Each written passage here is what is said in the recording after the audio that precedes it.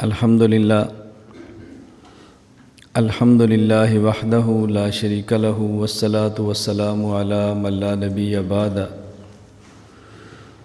اما بعد فاعوذ باللہ من الشیطان الرجیم بسم اللہ الرحمن الرحیم یوم تبیض وجوہ وتسود وجوہ عن عبداللہ بن عمرو رضی اللہ عنہ قال قال رسول اللہ صلی اللہ علیہ وسلم لَيَأْتِيَنَّ عَلَىٰ أُمَّتِي كَمَا أَتَىٰ عَلَىٰ بَنِي إِسْرَائِيلَ حَزْوَ النَّالِ بِالنَّالِ حَتَّىٰ إِنْ كَانَ مِنْهُمْ مَنْ أَتَىٰ أُمَّهُ عَلَانِيَةً لَكَانَ فِي أُمَّتِي مَنْ يَصْنَعُ ذَلِكَ وَإِنَّ بَنِي إِسْرَائِيلَ تَفَرَّقَتْ عَلَىٰ 72 مِلَّةً وتفترق أمتي على 73 ملة كلهم في النار إلا ملة واحدة قالوا ومن هي يا رسول الله قال ما أنا عليه وأصحابي اللهم صل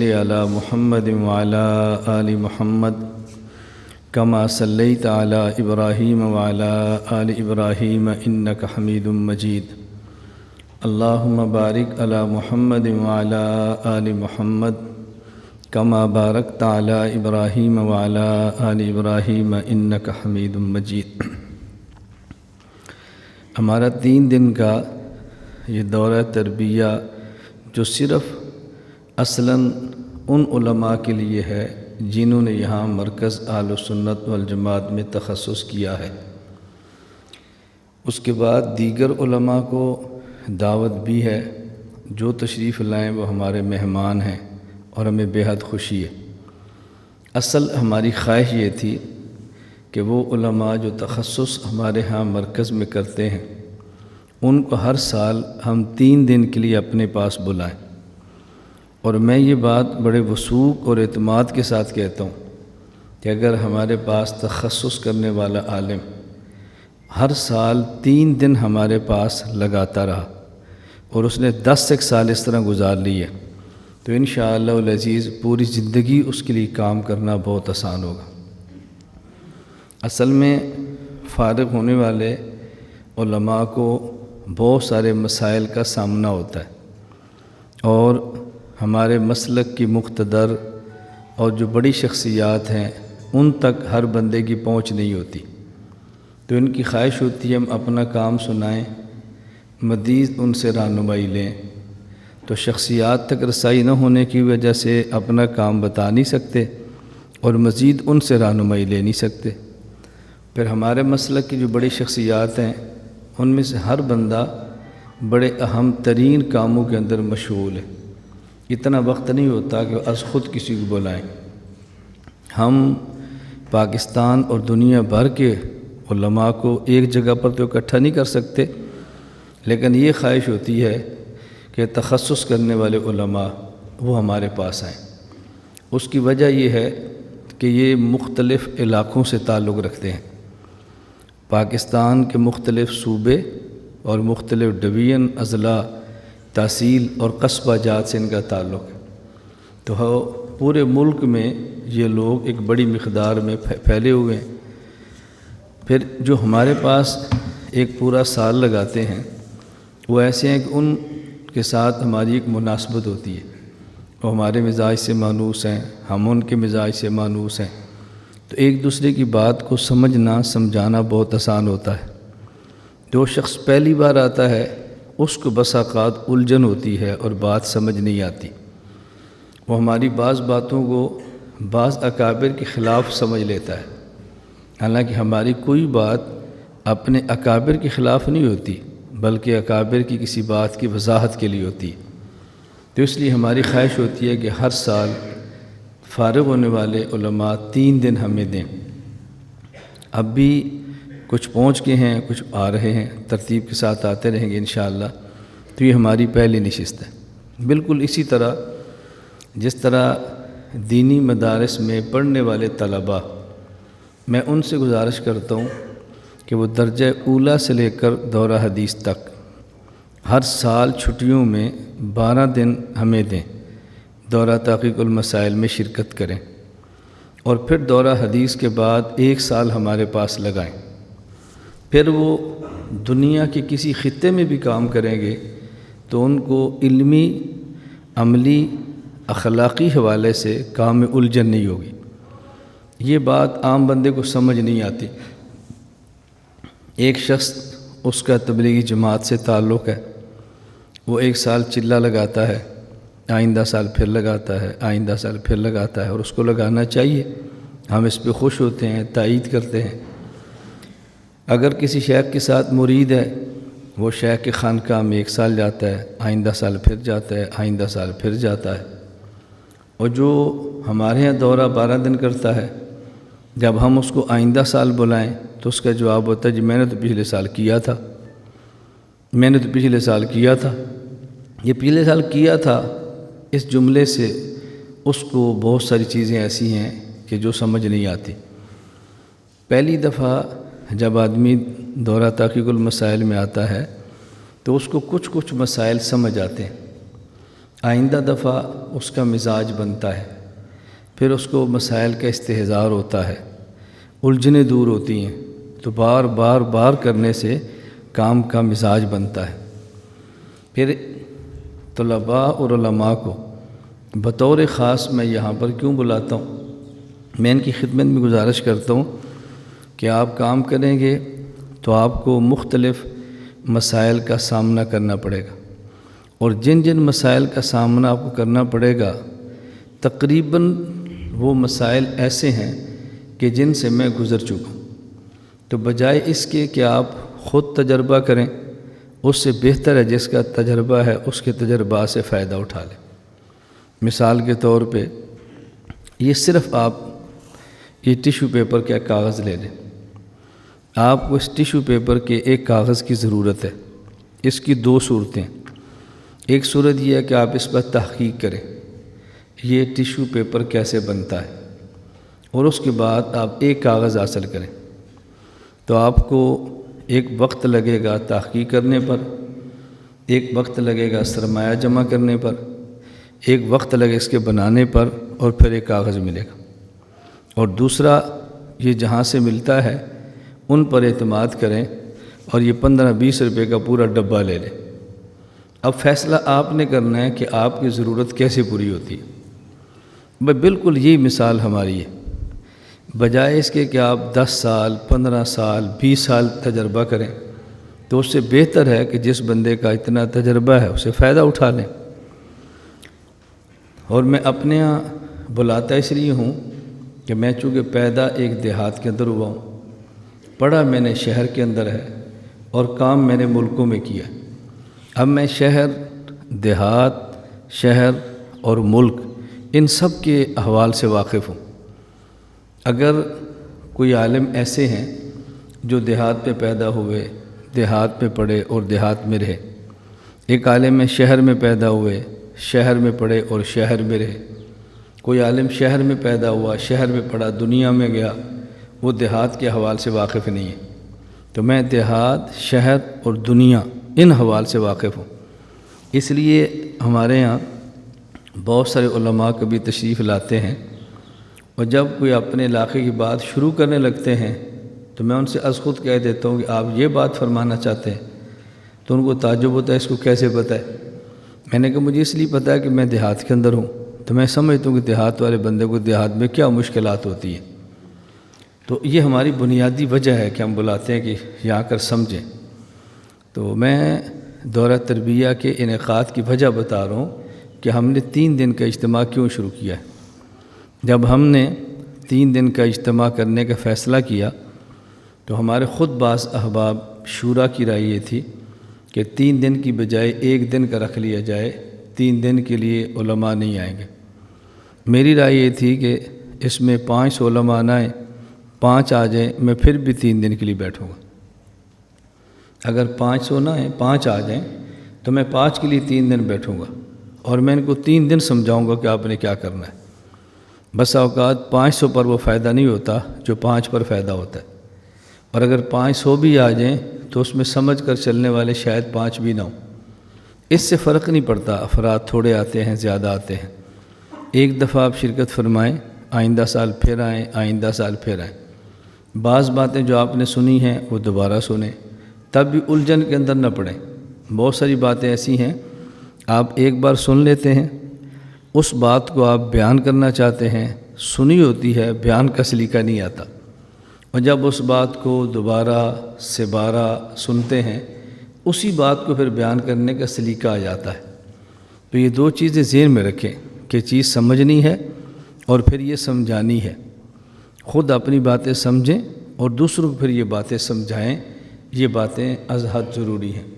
تو ہم نے 3 دن کے یہ دورے کے انعقاد کا فیصلہ کیا ہے۔ آج اس کی پہلی نشست ہے۔ پہلی نشست میں جو بات سمجھانی ہے وہ یہ کہ ہماری کی نسبت ہے اہل سنت والجماعت احناف دیوبند، اہل سنت والجماعت احناف دیوبند، حنفی دیوبندی، یہ ہماری نسبت ہے۔ تو پہلے یہ سمجھیں کہ اہل سنت والجماعت احناف دیوبند کا مطلب کیا ہے۔ یہ سمجھنا کتنا ضروری ہے یہ آپ کو خود سمجھنے سے اندازہ ہوگا کہ یہ سمجھنا کتنا ضروری ہے اور یہ بات میں کیوں سمجھانا چاہتا ہوں۔ ان میں سے بہت ساری باتیں ایسی ہیں جو آپ نے سنی ہوں گی، اور آج کی نشست ایک قسم کا اس کا تکرار ہوگا اور یاد دہانی ہوگی، اور بعض باتیں ایسی جو نہیں سنی ہوگی یا ہو سکتا ہے سنی ہو اور صحیح طرح سمجھی نہ اور شرح صدر نہ ہوا ہو، اس کو ذرا سمجھنا ہے۔ قرآن کریم کی آیت میں نے تلاوت کی ہے، یوم تبیض وجوہ و تسود وجوہ، قیامت کے دن بعض چہرے سفید ہوں گے اور بعض چہرے سیاہ ہوں گے۔ رسول اکرم صلی اللہ علیہ وسلم سے پوچھا گیا کہ جن کے چہرے سفید ہوں گے وہ کون ہوں گے؟ فرمایا ہم اہل السنت والجماعہ، وہ اہل السنت والجماعت ہوں گے۔ اور جن کے چہرے سیاہ ہوں گے قیامت کے دن وہ کون ہوں گے؟ کہ جو اہل البدع والضلالہ، وہ اہل بدعت اور اہل ضلالت ہوں گے۔ اب قیامت کے دن سفید چہرے نجات پانے والے اہل سنت والجماعت ہیں، اور قیامت کے دن سیاہ چہروں والے نجات نہ پانے والے یہ ہیں جو سیاہ چہروں والے ہیں۔ تو جنتی سفید چہرے والے اور جہنمی سیاہ چہروں والے، اہل سنت والجماعہ۔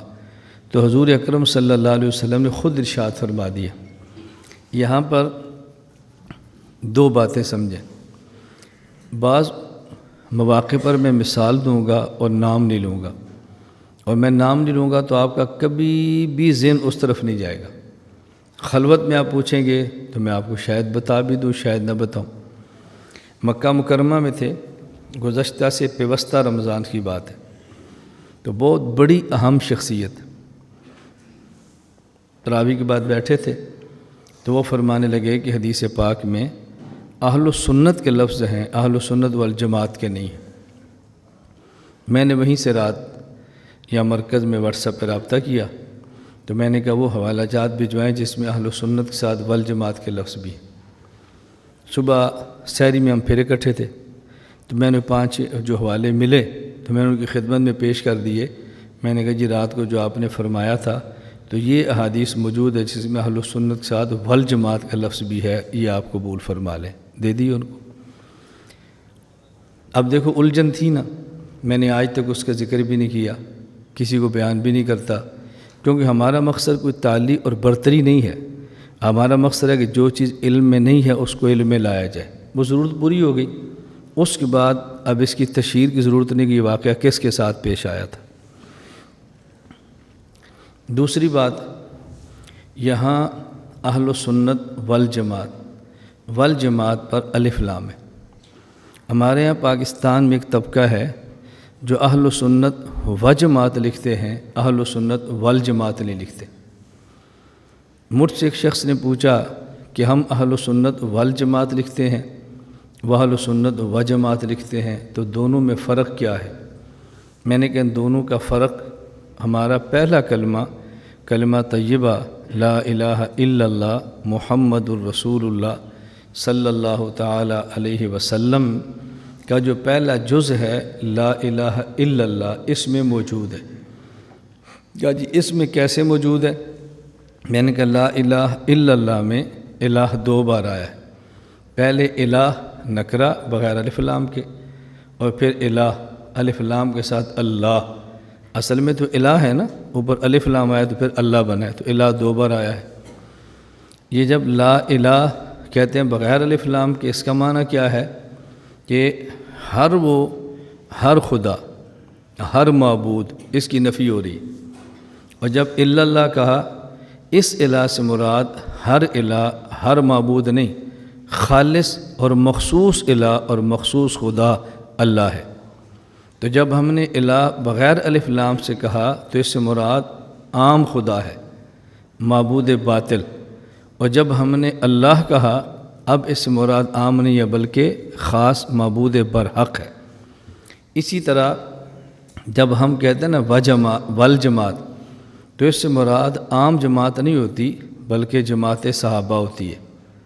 اور جب بندہ کہتا ہے نا وجماعت، تو اس سے مراد عام جماعت ہوتی ہے، خاص جماعت صحابہ نہیں ہوتی۔ چونکہ ہم نے سنت کو خاص جماعت سے لینا ہے اس لیے والجماعت کہتے ہیں، انہوں نے عام جماعت سے لینا ہے اور اس کو سنت کہنا ہے اس لیے واجماعت کہہ دیتے ہیں۔ تو جو الہ اور اللہ میں فرق ہے وہ والجماعت اور وجماعت میں فرق ہے۔ اب دیکھو آپ کو سمجھ آ گیا تو سمجھانا آسان ہوگا نا۔ اب آپ دورہ تربیہ میں نہ آئیں، یہ سوال ہوگا لیکن آپ سے جواب نہیں بنے گا، بات سمجھ میں نہیں آئے گی۔ دور بیٹھ کے تیر تو چلائیں گے کہ جانے کا فائدہ کیا ہے، تو ہم نے کہا بھی بغیر فائدے کے آپ آ جائیں، اس کے بعد آپ نے فیصلہ کرنا ہے کہ فائدہ کتنا ہوا ہے۔ تو اہل سنت والجماعت اور اہل سنت و جماعت دونوں میں فرق سمجھ آ گیا، یہ ذہن میں رکھ لیں۔ یہ جو آیت کریمہ ہے، قیامت کے دن بعض چہرے سفید ہوں گے اور بعض سیاہ ہوں گے، ہمارے ایک متخصص ہیں، ہمارے شاگرد ہیں، یہاں سے تخصص کیا ہے، ان سے ایک آدمی نے سوال کیا کہ یہ جو مسئلہ آج کل گرم ہے حیات اور ممات کا، تو قیامت کے دن تو اس کا سوال نہیں ہوگا، تو اس کی کیا ضرورت ہے؟ اس کا سوال اور جواب ہوگا، یہ نہ کہنا سوال جواب نہیں ہوگا، ہوگا۔ وہ اپنے موقع پر اس کے دلائل ہیں، لیکن انہوں نے اس کے ذہن کے مطابق کہا اس مسئلے کے سوال کی قیامت کے دن ضرورت ہی نہیں ہے۔ اس نے کہا کیوں؟ کہا جی اللہ نے فرمایا یوم تبیض وجوہ و تسود وجوہ، اہل سنت والجماعت کے چہرے سفید ہوں گے، اہل بدعت اہل ضلالت کے چہرے سیاہ ہوں گے۔ جو حیات النبی صلی اللہ علیہ وسلم کا قائل نہیں ہے، اہل بدعت ہے، چہرہ سیاہ ہوگا، تو حساب کی ضرورت کیا؟ ویسے ہی پتہ چل جائے گا یہ کون ہے۔ حساب تو تب لیتے ہیں جب سمجھ نہیں، وہ تو ویسے ہی پتہ چل رہا ہے نا۔ حساب کا مقصد ہوتا ہے کہ اللہ کے علم میں تو پہلے سے ہی ہے، حساب لیں اور لوگوں کے سامنے بات کھولیں، تو جب اس کا چہرہ ہی بتا رہا ہے کھول ہے، تو مزید سوال پوچھ کر کھولنے کی ضرورت ہی نہیں ہے، اس لیے اس مسئلے کا سوال جواب نہیں ہوگا۔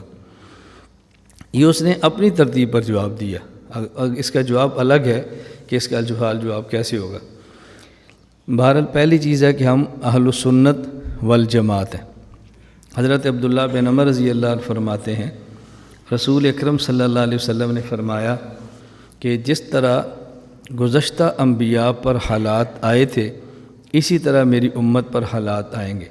لَيَأْتِيَنَّ عَلَىٰ أُمَّتِي مَا أَتَىٰ عَلَىٰ بَنِي اسرائیل، جو احوال ان پر آئے میری امت پر بھی آئیں گے، اور میری امت ان کے نقش قدم پر چلے گی، حذو النال بالنال، حتیٰ کہ ان میں سے اگر کسی نے اپنی ماں سے اعلانیہ منہ کالا کیا ہے تو میری امت میں ایسے بدبخت بھی ہوں گے جو اپنی ماں سے منہ کالا کریں گے۔ اور بنی اسرائیل میں فرقے 72 تھے، میری امت میں فرقے 73 ہو جائیں گے صاحب، اور یہ سب جہنم میں جائیں گے، ان میں جنت میں جانے والا ایک ہوگا۔ نبی کریم صلی اللہ علیہ وسلم سے پوچھا گیا وہ ایک جنت میں جانے والا کون ہوگا؟ فرمایا ما انا علیہ و اصحابی۔ ما انا علیہ و اصحابی کا معنی یہ ہے یہ طبقہ وہ ہوگا کہ جو دین میرے صحابہ سے لے گا، دین میرا لے گا اور اس کی شرع میرے صحابہ سے لے گا، حدیث میری لے گا اور معنی میرے صحابہ سے لے گا، قرآن میرا ہوگا، معنی میرے صحابہ سے سمجھے گا۔ ما انا علیہ و اصحابی، یہ نجات پانے والا طبقہ ہوگا۔ یہ میں ترجمہ کیوں کرتا ہوں؟ جب آپ یہ کہیں گے کہ جنت میں جانے والا وہ طبقہ ہے جو میرے اور میرے صحابہ کے نقش قدم پر چلے گا، تو لوگ کہیں گے کہ حضور اور صحابہ کے نقش قدم کوئی الگ الگ ہے؟ نہیں جی، ایک ہی ہے۔ تو پھر آپ نے فرمایا میرے نقش قدم پر، اب صحابہ کے نقش قدم کہنے کی کوئی ضرورت ہی نہیں ہے، بس میرے کہہ دینا کافی تھا، پھر صحابہ کی بات کیوں فرمائی ہے؟ اس لیے میں نے اس کی وضاحت کی ہے۔ اس کا معنی کہ دین مجھ سے لے گا اور معنی میرے صحابہ سے لے گا، حدیث میری ہوگی اور تشریح میرے صحابی کی ہوگی۔ یہ ہے ما انا علیہ و صحابی۔ اب اصحابی کہنے کی ضرورت پڑ گئی ہے، کیوں؟ بعد والا شخص وہ رسول اکرم صلی اللہ علیہ وسلم کے حدیث کے الفاظ کو لے گا، لیکن اس حدیث پر آپ نے عمل کیسے کیا یہ بعد والے کو نہیں پتہ، یہ صحابی کو پتہ ہے۔ اور یہ جو حدیث آپ نے ارشاد فرمائی ہے، کیا اس کے بعد اس کے مقابل بھی کوئی حدیث ہے؟ یہ صحابی کو پتہ ہے۔ اس لیے جب صحابی ایک حدیث پیش کرتا ہے اور فتویٰ اپنی حدیث کے خلاف دیتا ہے، اب ہم فتوے کو لیتے ہیں، پھر حدیث کو نہیں لیتے۔ فتوے کو کیوں لیتے ہیں؟ صحابی جھوٹ تو بولتے نہیں ہیں، عادل ہیں، بددیانت بھی نہیں ہیں، تو حدیث نقل کر کے پھر اس کے خلاف فتویٰ کیوں دیتے ہیں؟ اس کا معنی کوئی ایک حدیث اور بھی ہے جو ناسخ ہے اور صحابی کے علم میں، ہمارے علم میں نہیں ہے، یا اس کا معنی، اس حدیث کا معنی وہ نہیں جو ہم سمجھے ہیں، معنی وہ ہے جو صحابی سمجھا ہے۔ کچھ دن قبل مجھے ایک شخص نے فون کیا کہ جی حدیث پاک میں جب کتا پانی میں منہ ڈال لے تو 7 مرتبہ دھونا چاہیے، اور احناف کی کتب میں ہے کہ اس کو 3 مرتبہ دھونا کافی ہے۔ میں نے ان سے پوچھا یہ حدیث نقل اللہ کے نبی سے کس نے کی ہے؟ کہا جی حضرت ابو ہریرہ رضی اللہ تعالیٰ عنہ نے۔ میں نے پوچھا حضرت ابو ہریرہ رضی اللہ تعالیٰ عنہ کا اپنا فتویٰ کیا ہے؟ کہا جی 3 مرتبہ دھونے کا۔ تو میں نے کہا اس کا معنی کہ جو فتویٰ ہم دیتے ہیں یہ ہمارا نہیں ہے، یہ فتویٰ صحابی کا ہے۔ اب اگلا مسئلہ رہ گیا کہ صحابی نقل 7 مرتبہ دھونے کی کرتے ہیں اور حکم 3 مرتبہ کا دیتے ہیں، تو یا صحابی کی بات کو آپ نہیں سمجھے، اور یا الیاذ باللہ صحابی نے بات غلط کی ہے۔ کہتے رہی کیا مطلب؟ میں نے کہا ہم یہ کہتے ہیں کہ 3 مرتبہ دھونا ضروری ہے، 7 مرتبہ دھونا مستحب ہے، اور یہی بات حضرت ابو ہریرہ فرمانا چاہتے۔ تو اس نے کہا جی مجھے بات سمجھ آ گئی، کیونکہ ہمارا مخالف نہیں تھا، وہ ہمارا بندہ تھا جو اعتراض کے اندر پھنسا پڑا تھا۔ اب بات سمجھ آ گئی۔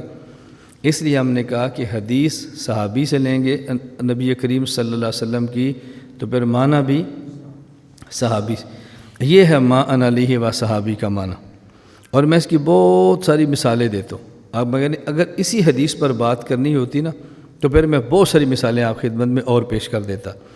میں 2-3 مثالیں بطور اشارے کے پیش کر دیتا ہوں۔ رسول اکرم صلی اللہ علیہ وسلم فرمایا خالف المشرکین وفر اللہ و احف الشوارب، مشرکین کی مخالفت کرو، داڑھی بڑھاؤ اور مونچھیں کٹاؤ۔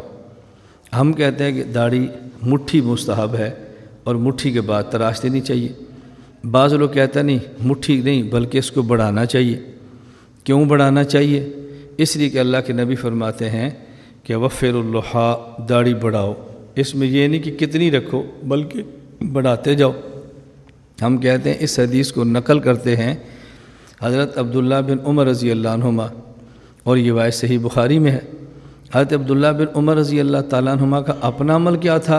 امام بخاری فرماتے ہیں وَكَانَ ابْنُ عُمَرَ إِذَا حَجَّ أَوْ اعْتَمَرَ قَبَضَ عَلَى لِحْيَتِهِ فَمَا فَضَلَ أَخَذَهُ، کہ اپنی جب حج عمرہ پر مدینہ منورہ سے مکہ مکرمہ جاتے اور ظاہر ہے کچھ دنوں میں داڑھی بڑھ جاتی، آپ اپنی داڑھی کو یوں مٹھی میں لیتے اور جو مٹھی سے بڑھ جاتی آپ اس کو تراش دیتے۔ اب صحابی اگر نقل کرتا ہے داڑھی بڑھاؤ اور اس کا عمل مٹھی تک ہے، اس کا معنی ہے کہ اتنی بڑھاؤ کہ مٹھی تک ہو جائے، اتنی بڑھاؤ کہ مٹھی تک ہو جائے۔ یہ ہے ما انا علیہ و صحابی، کہ دین مجھ سے لو، اور پھر دین کا معنی میرے صحابہ سے۔ دین میرا ہوگا، معنی میرے صحابی کا لینا، چونکہ صحابی اللہ کے نبی سے سمجھ کے بات کر رہا ہوتا ہے۔ حدیث پاک میں ہے لا صلاۃ لمن لم یقرأ بفاتحۃ الکتاب، کہ جو شخص فاتحہ نہ پڑھے اس کی نماز نہیں ہوتی۔ اب یہ جو فاتحہ نہ پڑھے یہ کس کے لیے ہے؟ اس سے مراد امام ہے مقتدی ہے، اکیلا ہے۔ جابر بن عبداللہ رضی اللہ تعالیٰ عنہ صحابی ہیں، وہ فرماتے ہیں ان ھذا اذا کان وحدہ، یہ اس شخص کے لیے جو اکیلا نماز پڑھتا ہے، اگر وہ فاتحہ نہیں پڑھے گا تو اس کی نماز نہیں ہوگی۔ اب یہ حدیث اپنی جگہ پر ٹھیک ہو گئی، اور من کان لہ امام فقراۃ الامام لہ قراۃ اپنی جگہ پر ٹھیک ہو جائے گی۔ تو یہ معنی مان علیہ و صحابی کہ حدیث میری ہوگی اور تشریح میرے صحابی کی ہوگی۔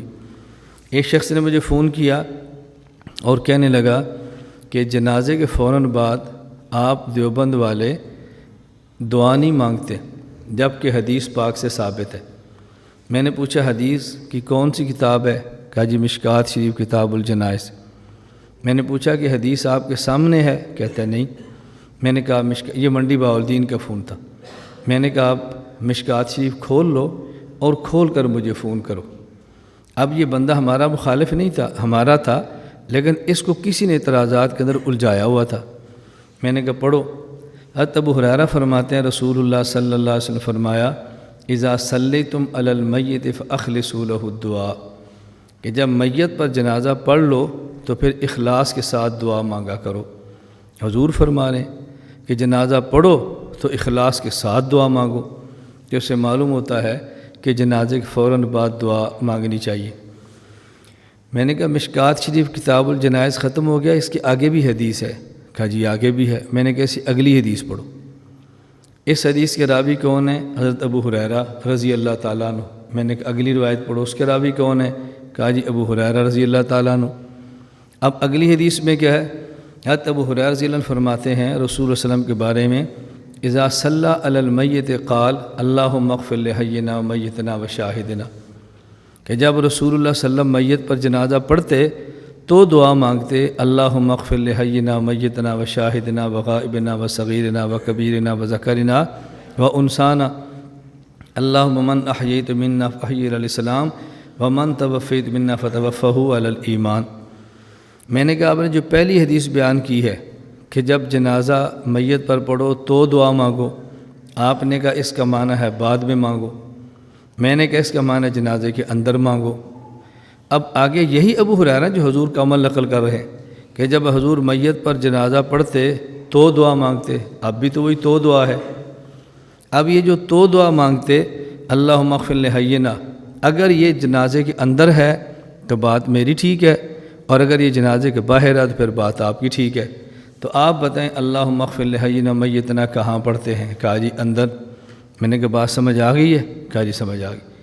اب یہ ہے ما انا علیہ و صحابی، کہ نجات پانے والا طبقہ وہ ہوگا جو حدیث میری لے گا اور پھر معنی میرے صحابی سے لے گا، سنت میری ہوگی اور سمجھے گا میرے صحابی سے۔ یہ ہم معنی کیوں کرتے ہیں کہ سنت کا معنی ہی ہوتا ہے الطریقۃ المرضیہ المسلوکۃ فی الدین، ایسا طریقہ جو پسندیدہ بھی ہو اور اس پہ لوگ چلے ہوں، ایسا راستہ ہو۔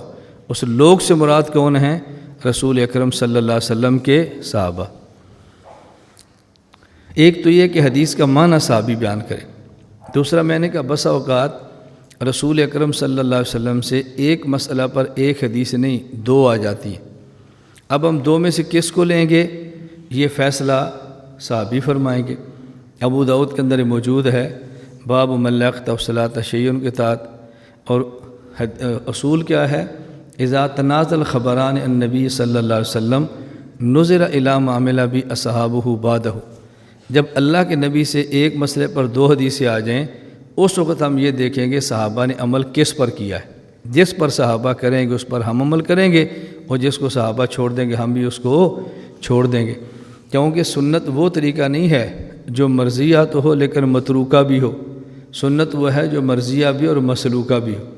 جس کو صحابہ کرام چھوڑ دیں گے وہ طریقۃ المرضیۃ المتروکۃ فی الدین ہوگا، یعنی اپنے وقت میں پسندیدہ تھا لیکن اس کے عمل کا وقت پورا ہو گیا۔ اور جس پر صحابہ کرام عمل کریں گے اس کا معنی ہے کہ اس نے قیامت تک رہنا ہے، اب ہمیں بھی عمل اس پر کرنا چاہیے۔ میں اس کی ایک مثال دے دیتا ہوں۔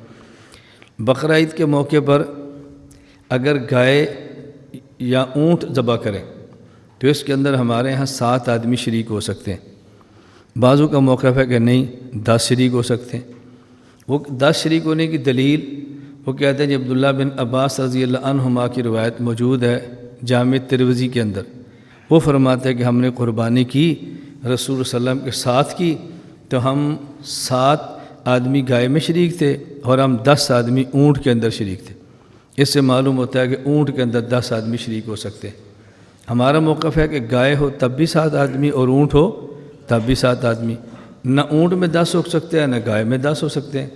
وہ کہتے ہیں نہیں، اونٹ میں تو 7 ہوں اور گائے میں 7 ہوں، اونٹ کے 10 ہوں۔ دلیل ہی جامع ترمذی عبداللہ بن عباس کی روایت ہے۔ ہم نے کہ اس کے فوراً بعد امام ترمذی جابر بن عبداللہ رضی اللہ عنہ سے روایت لائیں، اور وہ کہتے ہیں کہ ہم رسول اللہ صلی اللہ علیہ وسلم کے ساتھ تھے، ہم نے گائے بھی ذبح کی، اونٹ بھی ذبح کیا، تو ہم گائے میں بھی 7 آدمی تھے اور اونٹ کے اندر بھی 7 آدمی تھے۔ اب ان کی روایت کے کئی جواب موجود ہیں، لیکن ایک جواب کیا ہے؟ امام ترمذی رحمۃ اللہ علیہ نے پہلے حضرت عبداللہ بن عباس کی 10 حصوں والی روایت نقل فرمائی، پھر حضرت جابر کی 7 حصوں والی روایت نقل فرمائی، اور 7 حصوں والی روایت نقل کرنے کے بعد امام ترمذی فرماتے ہیں والعمل علیہ عند اصحاب النبی صلی اللہ علیہ وسلم عند اہل العلم من اصحاب النبی صلی اللہ علیہ وسلم، کہ یہ جو 7 والی روایت ہے اس پر صحابہ کرام کا عمل ہے۔ صحابہ کے 7 والی معمول ہے اور 10 والی متروک ہے، تو یہ فرمایا ما انا علیہ و صحابی، کہ حدیث میری ہوگی اور معنی پھر میرے صحابی سے بیان کیا جائے گا۔ اس لیے ہم اہل سنت بھی ہیں اور والجماعت بھی ہیں۔ السنت سے مراد عام سنت نہیں، الف لام سنت مصطفیٰ صلی اللہ علیہ وسلم، والجماع اس سے مراد عام جماعت نہیں، خاص جماعت، جماعت صحابہ رضی اللہ عنہم اجمعین۔ ہم اہل سنت بھی ہیں اور والجماعت بھی ہیں۔ اس کے لیے ضروری ہے کہ ہم جس طرح سنت مصطفیٰ کو معتبر سمجھتے ہیں اسی طرح جماعت صحابہ کو بھی معتبر سمجھیں، وگرنہ سنت مصطفیٰ ثابت نہیں ہوگی۔ میں نے عرض کیا یہ بات سمجھنی بہت ضروری ہے، اور میں اس بات اس لیے مختصر کر رہا ہوں، پہ حدیث پر بات بہت لمبی ہو جانی ہے۔ ہم اہل سنت بھی ہیں اور والجماعت بھی ہیں۔ اب یہاں ایک بات ضرور سمجھ لیں، گزشتہ امتوں میں 72 فرقے تھے اور اس امت میں 73 فرقے۔ سوال یہ ہے کہ گزشتہ امتوں میں 72 فرقے تھے، اس امت میں 73 فرقے کیوں ہیں؟ ایک فرقہ بڑا کیوں ہے؟ اس کی وجہ الجامع احکام القرآن تفسیر قرطبی، اس میں حضرت امام قرطبی رحمۃ اللہ فرماتے ہیں، اور بڑی عجیب بات فرماتے ہیں کہ اجتہاد اللہ نے اس امت کو دیا ہے بتفصیل لکل شیء، اس آیت کے تحت ای جمیع ما امروا بہ، کہ جو چیزیں ان پر عمل کرنا تھا اللہ نے وہ ساری چیزیں ان کو تورات میں دے دی، لیکن اجتہاد ان کو نہیں دیا۔ فرمایا ولم یکم انہم اجتہاد قط انما خص بذالک امت محمد صلی اللہ علیہ وسلم، اجتہاد گزشتہ امتوں میں نہیں تھا، اجتہاد اس امت کی خصوصیت ہے۔ اب بتاؤ، جب پہلے نبی تھا تو دشمن بھی نبی کے تھے، وَكَذَلِكَ جَعَلْنَا لِكُلِّ نَبِيٍّ عَدُوًّا، نبی دین سمجھاتے تھے تو دشمن نبی ہوتے تھے۔ پیغمبر کے جانے کے بعد دین کو سمجھانے کا کام اللہ نے مجتہدین کو دیا، تو اب دشمن مجتہدین کیوں گے نا؟ پہلے اجتہاد نہیں تھا تو اجتہاد کے دشمن بھی نہیں تھے۔ جب اجتہاد کی نعمت اس امت میں آئی ہے تو پھر دشمن بھی اس امت کے اندر آئے گا نا، اس لیے اضافی فرقہ وہ ہے جو اجتہاد کا دشمن ہے۔ تو اجتہاد پہلی امتوں میں نہیں تھا، اس امت میں، اور یہ بھی ہماری رائے نہیں ہے۔ وَأَنَّ هَٰذَا صِرَاطِي مُسْتَقِيمًا فَاتَّبِعُوهُ، اس کے تحت تفسیر قرطبی میں امام قرطبی رحمہ اللہ لکھتے ہیں، فرماتے ہیں قال بعض العارفین، بعض عارفین یہ کہتے ہیں کہ الفرقۃ التی زادت فی فرق امت محمد صلی اللہ علیہ وسلم، یہ جو اس امت میں زائد فرقہ ہوا ہے یہ کون ہے؟ ہم الذین، اس امت میں جو اضافی فرقہ ہوا ہے یہ اضافی فرقہ وہ ہے الذین یبغضون الفقہاء، یہ جو فقہاء کی مخالفت کرتے ہیں یہ وہ ہیں۔ اب میں نے 2 چیزیں بتائیں، نمبر 1 پہلی امت میں 72 تھے، 72، اس میں 73 کیوں ہیں؟ اس لیے کہ اضافی نعمت آ گئی ہے تو اس نعمت کے دشمن کے اندر بھی آ گیا۔ نمبر 2 73واں کون ہے؟ یہ میں نہیں کہہ رہا، امام قرطبی فرما رہے ہیں یہ 73واں کون ہے؟ یبغضون الفقہاء، جو فقہاء سے بغض رکھتے۔ اللہ تعالی ہمیں اس سے محفوظ فرمائے۔ خیر، ہم اہل السنت بھی ہیں اور والجماعت بھی ہیں۔ نمبر 2، ہاں اس میں ایک بات اور سمجھ لیں، یہ آپ سے لوگ بہت سوال کریں گے، وہ یہ جو 73 فرقے ہیں، یہ 73 فرقے وہ نہیں ہیں کہ ایک فرقہ اہل اسلام کا اور 72 اہل کفر کا، یہ 73 کے 73 مسلمانوں کے۔ اس سے مراد وہ لوگ ہیں جو جنت میں جائیں گے لیکن ابتداءً نہیں جائیں گے، یہ کافر نہیں ہے، یہ ضال ہیں۔ کافر ہونا اور ہوتا ہے اور گمراہ ہونا اور ہوتا ہے۔ جو کافر ہوگا وہ گمراہ ضرور ہوگا، لیکن جو گمراہ ہوگا اس کا کافر ہونا ضروری نہیں ہے۔ اسے کہتے ہیں کہ ضلالت اور کفر میں، ضال اور کافر میں عام خاص مطلق کی نسبت ہے۔ جو کافر ہوگا وہ ضال ہوگا، لیکن جو ضال ہوگا اس کا کافر ہونا ضروری نہیں ہے۔ ضلالت الگ چیز ہے اور کفر الگ چیز ہے۔ بسا اوقات ایک بندہ کافر ہوتا ہے لیکن دین کے لیے نقصان دہ نہیں ہوتا، اور ایک بندہ مسلمان ہوتا ہے لیکن دین کی نقصان دہ وہ زیادہ ہوتا ہے۔ مثال کے طور پہ آپ جس گاؤں میں کام کر رہے ہیں اس گاؤں میں 2 عیسائی بھی رہتے ہیں، محلے میں رہتے ہیں، مسجد کے ساتھ رہتے ہیں، انہوں نے کبھی آپ کے مسجد کے معاملات میں دخل نہیں دیا، کبھی آپ کی مخالفت نہیں کی، حالانکہ وہ کافر ہیں۔ اور اسی آپ کے محلے کی مسجد میں 2 مسلمان رہتے ہیں جو ہر وقت پلان بناتے ہیں، کبھی مسجد کے بل کا تار کاٹ دی، کبھی اسپیکر خراب کر دیا، کبھی کوئی شکایت لگا دی۔ اب دیکھو کافر ہے لیکن نقصان دہ نہیں ہے، اور یہ گمراہ ہے لیکن نقصان دہ زیادہ ہے۔ تو ہمیشہ بات کفر اسلام کی نہیں ہوتی، کبھی بات ضلالت اور ہدایت کی بھی ہوتی ہے۔ ان دونوں میں فرق سمجھا کرے ہمیشہ۔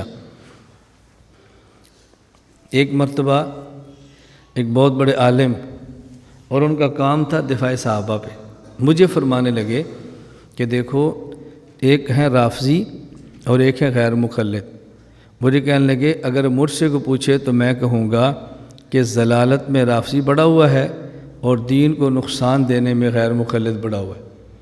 اب یہ بات شاید آپ کو نہ سمجھ آئے، میں ایک مثال دے کر بات عرض کرتا ہوں۔ آپ جس مسجد کے امام ہیں اس مسجد میں 4 نمازی ایسے بھی ہیں سر پہ پگڑی ہے، چہرے پر داڑھی ہے، قمیض گھٹنوں سے نیچے ہے، شلوار ٹخنوں سے اوپر ہے، نماز کی پابندی کرتے ہیں، اور ان کی ہر وقت کی محنت یہ ہے اس مولوی کو کیسے نکالیں جس نے جگہ خریدی، فضا بنائی، مسجد بنائی، کام شروع ہو گیا، اس کے علاقے میں عزت ہو گئی، لیکن ان کے مزاج کا نہیں ہے، اس کو کیسے نکالیں؟ ان کی ہر وقت کی محنت، اس کو کیسے نکالیں؟ اسی محلے میں ایک بندہ ہے، داڑھی منڈاتا ہے، شراب پیتا ہے، زنا کرتا ہے، سود کھاتا ہے، مسجد میں آ کے نماز نہیں پڑھتا سوائے جمعہ اور عید کے۔ اس کو پتہ چلا تو آپ کو بلائے اور بلا کر کہے کہ مولانا صاحب میں نے سنا ہے آپ خلاف کوئی سازش ہو رہی ہے۔ کہا جی بالکل ایسی ہے۔ اس نے کہا جب تک میں زندہ ہوں نا اس مسجد سے تجھے کوئی نہیں نکال سکتا۔ بجلی کا بل چاہیے تو مجھے بتانا، گیس چاہیے بل تو مجھے بتانا، صفحے چاہیے تو مجھے بتانا، کوئی خرچہ ہو تو مجھے بتانا، جب تک میں زندہ ہوں تجھے نکال کوئی نہیں سکتا۔ اب آپ ایمان کے ساتھ بتاؤ، یہ گمراہ تو یہ ہے، نماز تو نہیں پڑھتا، اور نیک وہ ہیں، لیکن آپ اور دین کو نقصان یہ دے رہا ہے یا وہ نیک دے رہے ہیں؟ جی اب آپ کبھی مجھے ملنے کے لیے استاد جی مشورہ کرنا ہے تو آپ مشورہ کیا کرو گے کہ ان 4 کا کیا کرے؟ استاد جی بہت مجھے تنگ کیا، ان 4 کا کیا کرے؟ میں کہتا ہوں یار وہ شراب پیتا تو میں اس کی فکر نہیں ہے، استاد جی وہ پیتا تو ہے لیکن ہمیں سکھ بڑھا دیتا ہے، ہمارے لیے وہ ٹھیک ہے، سچی بات ہے، بس ہماری تو کمر پہ اس نے ہاتھ رکھ دیا ہے، ان کے بارے میں بتائیں کیا کریں۔ اب جس آپ کو واسطہ پڑا نا، آپ کو سمجھ آ گئی کہ گمراہ کون ہوتا ہے اور نقصان دہ کون ہوتا ہے۔ جب تک یہ واسطہ نہیں پڑتا نا تب تک بندے کو الجھنیں بہت زیادہ ہوتی ہیں کہ ہم نے کام کس کے خلاف کرنا ہے اور کام کہاں کرنا ہے۔ خیر میں صرف یہ عرض کر رہا تھا کہ یہ جو فرقے ہیں 73 یہ مسلمانوں کے ہیں، اس سے مراد کافر نہیں ہے، اور یہ بات معرف الحدیث میں علامہ منظور احمد نعمانی رحمۃ اللہ علیہ نے تحریر فرمائی ہے کہ یہ مسلمانوں کے فرقے ہیں، کفار کے نہیں ہیں۔ اب بہت سارے لوگ آپ سے ایک بات پوچھیں گے کہ دیکھیں جی فرقہ واریت سے بچنا چاہیے، فرقہ بننا ٹھیک نہیں ہے، فرقہ غلط ہوتا ہے، فرقے سے بچنا چاہیے۔ اللہ کے پیغمبر نے فرمایا ان بنی اسرائیل تفرقت علی سنتین و سبعین ملتاً، میری پہلی امتوں میں 72 فرقے تھے بنی اسرائیل میں، وتفترق امتی علی ثلاث و سبعین ملتاً، میری امت کے 73 فرقے بن جائیں گے۔ پہلی امتوں میں 72 اور میری امت میں کلہم فی النار، سارے جہنم میں جائیں گے، الا ملۃ واحدہ، ایک جنت میں جائے گا۔ یہ 72 جہنم میں جانے والے بھی فرقے اور جنت میں جانے والا بھی فرقہ۔ تو حضور پاک تو جنتی کو فرقہ فرما رہے ہیں، آپ کہتے ہیں فرقہ نہیں بننا چاہیے۔ حضور فرما رہے ہیں نہیں فرقے بنیں گے، لیکن 72 جہنم میں ایک فرقہ جنت میں، تو نبی پاک تو فرقہ بھی فرما رہے ہیں، جنتی بھی فرما رہے ہیں، آپ کیسے کہتے ہیں کہ یہ فرقہ نہیں بننا چاہیے؟ قرآن کریم نے کہا واعتصموا بحبل اللہ جمیعا ولا تفرقوا، یہ جو ولا تفرقوا ہے نا، یہ وہ 72 ہیں۔ یہ کون ہے؟ واعتصموا بحبل اللہ، یہ 73 ہے۔ کہ تم اس کا معنی یہ ہمیشہ یاد رکھیں، ہر بات کے لفظ سے کبھی الجھن کے اندر نہ پڑا کریں گے، نہیں جی فرقہ نہیں بننا چاہیے، فرقہ نہیں بننا چاہیے، فرقہ نہیں بننا چاہیے۔ اللہ کے نبی پاک فرما رہے ہیں پہلے 72 تھے اب 73 بنیں گے، ایک جنت میں جائے گا، تو جنت میں جانے والے کو بھی فرقہ فرمائے۔ فرقے سے مراد ہوتا ہے چند افراد جو ایک نقطے پر جمع ہو جائیں، اس کو فرقہ بھی کہتے ہیں، اس کو جماعت بھی کہتے ہیں، اس کو گروہ بھی کہتے ہیں، اس کو حزب بھی کہتے ہیں، اس کو شیعہ بھی کہتے ہیں، مختلف نام ہے اس کے، اور تو بات کچھ بھی نہیں۔ اللہ ہمیں یہ بات سمجھنے کی توفیق عطا فرمائے۔ تو پہلی بات میں نے مختصر سمجھائی ہے کہ ہم کون ہیں، اہل سنت والجماعت۔ تو اہل سنت والجماعت کے بارے میں آپ الجھن کے اندر مبتلا کبھی نہ ہوا کریں۔ مجھے ایک مرتبہ لاہور سے فون آیا، یہ وزیر اعلیٰ ہاؤس سے فون تھا کہ مولانا صاحب فلاں تاریخ کو اجلاس ہے، اس میں آپ کو بھی بلایا ہے۔ میں نے کہا اجلاس کن کا ہے؟ کہتا جی اہل سنت والجماعت کا ہے۔ میں نے کہا اہل سنت والجماعت جماعت کا ہے یا اہل سنت والجماعت مسلک کا ہے؟ کہتا جی یہ فرق مجھے تو نہیں پتہ، اتنی باریکی ہم نہیں سمجھتے، آپ تو سمجھ گئے نا۔ میں نے کہا اہل سنت والجماعت کا ہے یا اہل والجماعت مسلک کا ہے؟ کہتا یہ مجھے نہیں پتہ۔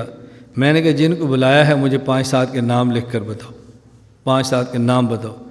اس نے پھر 5-7 کے نام بتائے، مولانا فضل الرحیم صاحب جامعہ اشرفیہ، مولانا عبدالرؤف فاروقی صاحب خضرہ مسجد، مولانا عبدالخبیر رضا صاحب شاہی مسجد۔ میں نے کہا میں آ جاؤں گا، مجھے سمجھ آ گئی کس کا ہے۔ تو یہ جو میں پوری تقریر کر رہا ہوں، ایک ہے جماعت اہل سنت والجماعت اور ایک ہے مسلک اہل سنت والجماعت، ان دونوں میں فرق کیا کریں۔ یہ فرق نہ کرنے کا نتیجہ کیا ہے؟ ایک ملک میرے ویزے کے لیے کسی نے اپلائی کیا تو ان نے ویزا دینے سے انکار کیا۔ کیوں کیا؟ انہوں نے کہا جی اس کے مدرسے کا نام ہے مرکز اہل سنت والجماعت، ہم تو جماعت اہل سنت والجماعت کو دہشت گرد سمجھتے ہیں، اور یہ جماعت نہیں، اس کا تو مرکز ہی ان کا ہے، لہذا ہم ویزا نہیں دیتے۔ اب ان کو الجھن کیا لگی کہ انہوں نے میرے مسلک کو نہیں سمجھا، انہوں نے سمجھا کہ فلاں جماعت کا بندہ ہے۔ تو ایک ہوتا ہے جماعت الگ ہوتی ہے اور مسلک الگ ہوتا ہے، دونوں میں فرق سمجھیں۔ جماعت ہماری کون سی ہے؟ عالمی اتحاد اہل سنت والجماعت، اور ہمارا مسلک کیا ہے؟ اہل سنت والجماعت۔ ان دونوں میں فرق ہمیشہ سمجھیں۔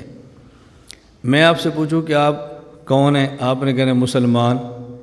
اب کل کو کوئی بندہ کہہ دیے جماعت المسلمین کے، ہم نے کہا بھی جماعت المسلمین اور ہے اور مسلمین اور ہیں۔ ہم کون ہیں؟ مسلمین، اور انہوں نے نام کیا رکھ لیا؟ جماعت المسلمین، تاکہ جو بھی بندہ ملے کون مسلمان کہ نہیں ہماری جماعت کے، کیونکہ ہمارا نام جو جماعت المسلمین ہے۔ تو یہ بات ہمیشہ ذہن میں رکھیں اور اس فرق کو آپ نظر انداز کبھی نہ کریں۔ اس کے بعد ہم ہیں احناف۔ احناف کا مطلب کیا ہے کہ قرآن کریم اور حدیث پاک ان کی مقدار تعداد بہت کم ہے، قرآن کریم کی آیات تقریباً 6,500 کم و بیش ہیں، اور احادیث میں ایک قول 4,000 کا ہے، ایک 10,000 کا ہے، ایک ضعیف قول 50,000 کا بھی ہے۔ اگر ضعیف قول کو بھی لے لیں تو احادیث کی تعداد بنے گی 50,000، اور احادیث سے مراد ہے احادیث کا متن۔ ایک ہوتا ہے متن اور ایک ہوتی ہے سند۔ سند راویوں کے نام کو کہتے ہیں۔ وبی قال حدثنا احمد بن اشکاب قال حدثنا محمد بن فضیل عن عمارۃ بن القعقاع عن ابی زرع عن ابی ہریرہ، یہ سند ہے۔ قال قال رسول اللہ صلی اللہ علیہ وسلم کلمتان حبیبتان الی الرحمن خفیفتان علی اللسان ثقیلتان فی المیزان سبحان اللہ بحمدہ سبحان اللہ العظیم، یہ متن ہے۔ ایک ہے متن اور ایک ہے سند۔ یہ جو ہم 4,000 10,000 50,000 کہتے ہیں تو یہ احادیث کے متن بتا رہے ہیں۔ اب آپ کے ذہن میں سوال آئے گا کہ ہم کبھی پڑھتے نہیں فلاں امام 4 لاکھ حدیث کا حافظ ہے، فلاں 6 لاکھ کا حافظ ہے، فلاں 10 لاکھ کا حافظ ہے، تو 10 لاکھ 6 لاکھ 4 لاکھ کیسے بن گئی جب ہیں ہی 50,000؟ ہوتا ایسے ہے، جب ایک حدیث کے متن کو کئی راوی نقل کریں تو محدثین اس کو ایک حدیث نہیں کہتے، جتنے راوی نقل کرتے ہیں اس کو اتنی حدیثیں فرما دیتے ہیں۔ مثلا مسح الخفین کی حدیث کو اگر 70 صحابہ نقل کرتے ہیں تو محدثین یا فقہا فرمائیں گے کہ خفین اور موزے پر مسح کرنا 70 احادیث ثابت ہے، حالانکہ حدیث ایک ہے اور نقل کرنے والے 70 صحابہ میں ایک مثال دے رہا ہوں۔ تو اس طرح کہتے ہیں 4 لاکھ حدیثیں ہیں، 10 لاکھ ہیں، جتنی بھی ہیں۔ آیات بہت کم ہیں اور احادیث بہت کم ہیں، اور مسائل اس امت کو قیامت تک کے لیے کروڑوں اربوں پیش آنے۔ اللہ رب العزت اگر اربوں مسائل کے لیے اربوں آیات اور احادیث دے دیتے تو نہ ہی کوئی پریس لکھ سکتا، نہ ہی کوئی سینہ محفوظ رکھ سکتا۔ تو اللہ پاک نے کرم یہ کیا کہ آیات اور احادیث تھوڑی دے دیں اور ان آیات اور احادیث کے نیچے اربوں مسائل رکھ دیے، اور جب جس مسئلے کی حاجت ہوئی وہ مسئلہ نکال کر دینے کے لیے اللہ نے اس امت کو فقہا اور مجتہدین عطا فرما دیے ہیں۔ بالکل اسی طرح قیامت تک آنے والے فرد کی جو ضرورت ہے، پانی اللہ نے زمین میں رکھ دیا ہے، اگر یہ پانی زمین کے اوپر رکھتے تو سیلاب آتا، امت غرق ہو جاتی۔ قیامت تک آنے والے انجن کو جو پٹرول اور ڈیزل چاہیے اللہ نے زمین کے نیچے رکھ دیا ہے، اگر زمین پر رکھتے تو آگ لگ جاتی، اور اس کو نکال کے دینے والے اللہ پاک نے افراد پیدا فرما دی۔ جتنا پانی موجود ہے اس پانی میں قیامت تک آنے والے افراد کی ضرورت کی بجلی رکھ دی ہے اور نکالنے کے لیے انجینئر دے دیے۔ اگر بجلی قیامت تک آنے والی زمین کے اوپر آ جائے تو امت تباہ و برباد ہو جائے۔ بالکل اسی طرح قیامت تک آنے والے افراد کو جو مسائل چاہیے اللہ نے قرآن کریم اور حدیث کے نیچے رکھ دیے، اور اس امت کو نکال کر دینے والے اللہ نے مجتہدین اور فقہا عنایت فرما دی۔ اب فقہا اور مجتہدین تو بہت زیادہ تھے، لیکن 4 ان میں مجتہد اور فقیہ ایسے ہیں کہ جن کی فقہ کو اللہ نے اور اجتہاد کو مقبولیت عطا فرمائی ہے، اور امت کے اندر وہ پھیل گئے ہیں، امت نے قبول کر لیا ہے اور امت ان سے باہر نہیں نکلی۔ وہ ہیں امام اعظم ابو حنیفہ نعمان بن ثابت، حضرت امام محمد بن ادریس شافعی، حضرت امام مالک بن انس، امام محمد بن ادریس شافعی اور امام احمد بن محمد بن حنبل، یہ 4 فقہا ہیں۔ اب ان میں سے ہر فقیہ آیت سے مسئلہ نکالتا ہے اور حدیث سے مسئلہ نکالتا ہے، اور بہت سارے مسائل میں ان کا باہمی اختلاف ہو جاتا ہے، ایک اور مسئلہ نکالتا ہے، دوسرا اور مسئلہ نکالتا ہے۔ اب ہم ان 4 فقہا میں سے جس امام اور فقیہ کے مسائل کو لیتے ہیں ان کا نام ہے امام اعظم ابو حنیفہ نعمان بن ثابت، اور جب ان کی طرف نسبت ہوتی ہے تو ہم خود کو حنفی بھی کہتے ہیں اور احناف بھی کہتے ہیں۔ اب حنفی کہنے کا معنی یہ نہیں ہے ہم سنی نہیں ہیں، حنفی کہنے کا معنی ہے کہ ہم مالکی شافعی اور حنبلی نہیں ہیں، اور اس کا معنی یہ نہیں ہے ہم مالکی شافعی اور حنبلی کو گمراہ سمجھتے ہیں، اس کا معنی ہم ان کو بھی حق پہ سمجھتے ہیں، لیکن اپنے امام کی رائے کو بہتر سمجھ کر ہم قبول کرتے ہیں۔ اس معنی میں ہم حنفی ہیں اور مالکی اور شافعی اور حنبلی نہیں ہیں۔ یہ میں بڑے اختصار سے بات کہہ رہا ہوں، یہ دلائل آپ کے سامنے موجود ہوں گے، آپ دیکھتے رہیں، سنتے رہیں۔ یہ میں مختصر بات عرض کر رہا ہوں۔ تو حنفی ہونے کا معنی یہ نہیں کہ ہم سنی نہیں، حنفی ہونے کا معنی کہ ہم مالکی، شافعی اور حنبلی نہیں ہیں۔ تو یہ جو ہمارے 4 مسالے کے اختلاف ہے نا، اس اختلاف کی نوعیت کیا ہے؟ یہ راجح اور مرجوح کا اختلاف ہے، اولا اور خلاف اولا کا اختلاف ہے۔ یہ راجح اور مرجوح، اولا اور خلاف اولا کیا ہے؟ ہم اس کو کبھی نہ سمجھنے سے غلط فہمی کے اندر مبتلا ہوتے ہیں۔ راجح اور مرجوح کا معنی یہ نہیں ہے کہ آپ نے کر لیا تو بہتر ہے، نہ کیا تو ٹھیک ہے، یہ معنی نہیں ہے۔ کبھی اختلاف حلال اور حرام کا ہوگا لیکن ہم کہیں گے راجح اور مرجوح کا ہے۔ اختلاف طہارت اور نجاست کا ہوگا اور ہم کہیں گے اولا اور خلاف اولا کا ہے۔ توجہ سے بات سمجھنا، یہ بہت اہم بات میں عرض کرنے لگوں۔ مثلا لڑکی بالغ ہو اور باکرہ ہو، والدین کی اجازت کے بغیر امام ابو حنیفہ کا نکاح کر لے تو حلال ہے اور امام شافعی کا نکاح کر لے تو حرام ہے۔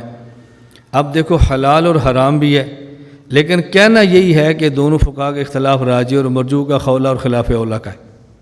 اسی طرح اگر خون جسم سے نکلے اور ایسے عضو کی طرف بہہ پڑے جس کا وضو یا غسل میں دھونا ضروری ہے تو ہمارے ہاں اس سے وضو ٹوٹ جائے گا اور امام شافعی کے ہاں نہیں ٹوٹے گا۔ اب یہ اختلاف طہارت اور نجاست کا ہے، لیکن کہنا راجح مرجوح اولا خلاف اولا ہی ہے۔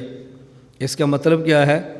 اس کا معنی یہ ہے کہ ہم نے باکرہ بالغہ کے بدون اذن الولی نکاح کو امام صاحب نے حلال کہا، امام شافعی نے حرام کہا۔ ہم ترجیح جانب حلت کو دیتے ہیں، شوافع ترجیح جانب حرمت کو دیتے ہیں۔ اس کا معنی یہ نہیں ہے کہ کر لیا تو ٹھیک ہے، نہ کر لیا تو ٹھیک ہے، کر لیا تو بہتر ہے، نہ کر لیا تو بھی ٹھیک ہے۔ ہم کہتے ہیں اگر خون دم سائل، اگر خون نکلا اور ایسے عضو کی طرف بہہ پڑا جس کو وضو اور غسل میں دھونا ضروری ہے، یہ خون ناپاک ہے اور اس سے وضو ٹوٹ جائے گا، امام شافعی فرماتے ہیں نہیں ٹوٹے گا۔ یہ اولا خلاف اولا، راجح مرجوح کا خلاف ہے۔ اس کا مطلب کیا ہے کہ ہم ترجیح دیتے ہیں جانب نجاست کو اور وہ ترجیح دیتے ہیں جانب طہارت کو۔ ہمارے ہاں اولویت جانب نجاست کو ہے، ان کے اولویت جانب طہارت کو ہے۔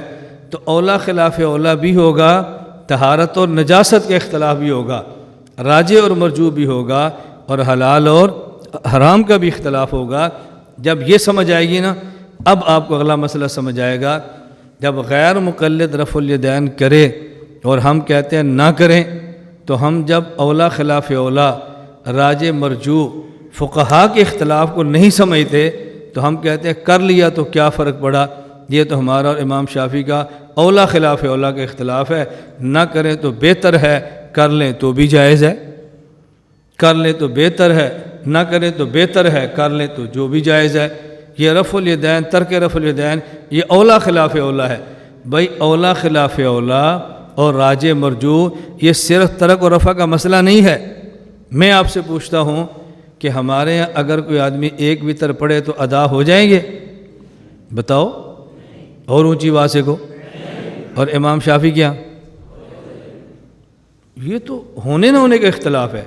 اب اگر کوئی بندہ ایک رکعت وتر پڑھے، کوئی جی ٹھیک ہے، جب ہمارا امام شافعی سے اختلاف ہے، 3 پڑھے تو اولا ہے، نہ پڑھے تو بھی ٹھیک ہے۔ کوئی آپ کا بندہ ایک رکعت وتر پڑھ لے تو آپ فتویٰ دے دیں گے ہو جائے گا؟ بہتر تو نہیں ہے لیکن ہو جائے گا، آپ دیں گے فتویٰ؟ اب اولا خلاف اولا کدھر گیا؟ اب جب یہ مسئلے کی تنقید نہیں ہوتی، بجائے اس کے کہ ہم فن والے آدمی سے سمجھ لیتے، ہم فن والے آدمی پر اعتراض سٹیج پر بیٹھ کے کرتے ہیں، یہ رفع اور ترک کا اختلاف اولا خلاف اولا کا ہے، تم نے کیا اس کو جنگ بنا رکھا ہے، تم نے کیا جھگڑا ڈال رکھا ہے، یہ تو امام شافعی رفع الیدین کرے تو کیا فتویٰ دو گے، وہ ایک وتر پڑھیں تو کیا فتویٰ دو گے؟ بھئی مجتہد کا معاملہ اور ہوتا ہے، غیر مجتہد کا معاملہ اور ہوتا ہے۔